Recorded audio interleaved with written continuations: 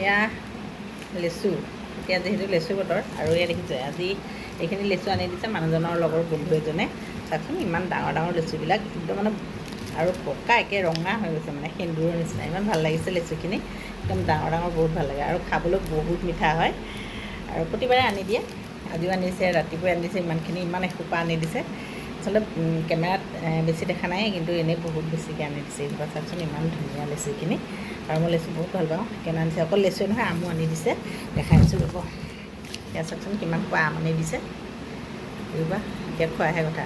আৰু বজাৰত যিবিলাক কিনিবলৈ পায় লেচুখিনি বাৰু নকওঁ, আমখিনি যিখিনি কিনা আম পায় সেয়াটো মেডিচিন দিয়াই হয়।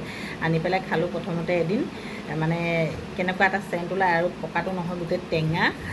ইমান দাম দি পেলাই আনি সেইবিলাক ঔষধ খোৱাতকৈ নোখোৱাই ভাল। সেইকাৰণে এয়া খিনি হৈছে ঘৰৰ আম, গতিকে এয়া আমাৰ লোকেল আম, এইবোৰ খাব লাগে। সেয়া আৰু লেচুখিনি, গতিকে ধন্যবাদ ৰঞ্জিত, তোমাক বহুত বহুত ধন্যবাদ এনেকৈ আনি দিয়াৰ বাবে, আৰু আনি দিবা। প্ৰতি বছৰে আনি দিয়ে কিন্তু দেই, এইবছৰে বুলি নহয়, প্ৰতি বছৰে। কাজি নেমু, এয়া গোল নেমু আৰু লেচু, আম, এই মানে প্ৰত্যেক বছৰে তাৰ ঘৰত মানে যেতিয়া এতিয়া হয় আৰু আনি দিয়ে আৰু।